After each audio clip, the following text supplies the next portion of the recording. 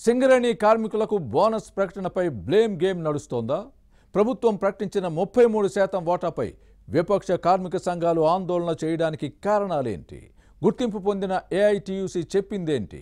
796 కోట్లు బోనస్ ఇస్తామని సింగరేణి యాజమాన్యం ప్రకటిస్తే 1551 కోట్లు కావాలనే డిమాండ్ ఎందుకు వస్తోంది?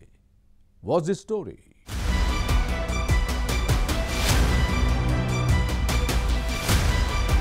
సింగరేణి కార్మికులకు రాష్ట్ర ప్రభుత్వం ప్రకటించిన బోనస్ పై రాజకీయ రగడ జరుగుతోంది. సింగరేణి చరిత్రలోనే అత్యధిక బోనస్ ఇవ్వబోతున్నట్టు సర్కార్ చెప్తుంటే ఇది మోసపూరిత ప్రకటన అనేది విపక్ష కార్మిక సంఘాల వాదన. తక్కువ బోనస్ ప్రకటించి ఎక్కువ ఇస్తున్నట్టు ప్రభుత్వం చెబుతోందని, ఇది కార్మికులను మభ్యపెట్టడమే అవుతుందని కొన్ని యూనియన్లు విమర్శిస్తున్నాయి. వాస్తవానికి 2023-24 ఆర్థిక సంవత్సరంలో మొత్తం 4701 కోట్ల రూపాయల లాభాలను సంస్థ ప్రకటించింది. ఈ మొత్తంలో 2289 కోట్లను కొత్త ప్రాజెక్టులు, వ్యాపార విస్తరణకు కేటాయించింది. మిగిలిన 2412 కోట్ల నికర లాభం నుంచి కార్మికులకు 33% వాటాను ఇవ్వనుంది. ఈ లెక్కన 796 కోట్లు బోనస్ గా అందబోతోంది. హాజరు శాతాన్ని బట్టి ఒక్కో కార్మికునికి సగటున 1,90,000 చెల్లించేందుకు సింగరేణి ఏర్పాట్లు చేస్తోంది. కానీ దీనిపై భిన్నాభిప్రాయాలు ఉన్నాయి.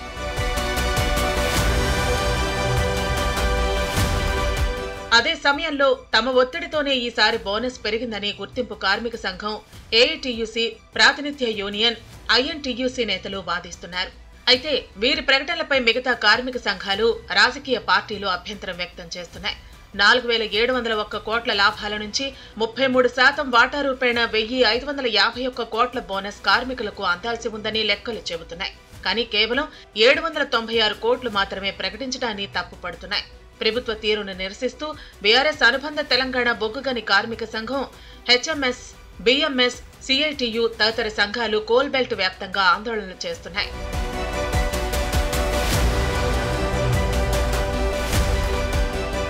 అయితే విపక్షాల వాదాన్ని ఏఐటీయూసీ, ఐఎన్టీయూసీ కొట్టిపారేస్తున్నాయి. 10 ఏళ్ల పాలనలో సింగరేణిని ముంచేసిన బీఆర్ఎస్ ఇప్పుడు రాజకీయ లబ్ధి కోసం తప్పుడు ప్రచారం చేస్తున్నాయన్నది ఈ రెండు యూనియన్ల నేతల వాదన. గులాబీ పార్టీ అధికారంలో ఉన్నప్పుడు వాస్తవ లాభాలను ప్రకటించలేదని, నికర లాభాలను మాత్రమే చూపెట్టిన విషయాన్ని గుర్తు చేస్తున్నాయి.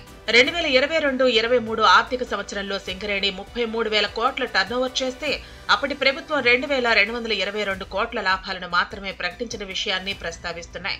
2023-24 సంవత్సరంలో 37,500 కోట్ల వ్యాపారం చేసింది. ఈ ప్రకారమే లాభాలు, బోనస్ ను సింగరేణి యాజమాన్యం నిర్ణయించింది. బీఆర్ఎస్ ప్రభుత్వం తరహాలో వాస్తవ లాభాలను తొక్కిపెట్టి గారడి చేయాల్సిన అవసరం తమ ప్రభుత్వానికి లేదని హస్తం పార్టీ కౌంటర్ ఇచ్చింది.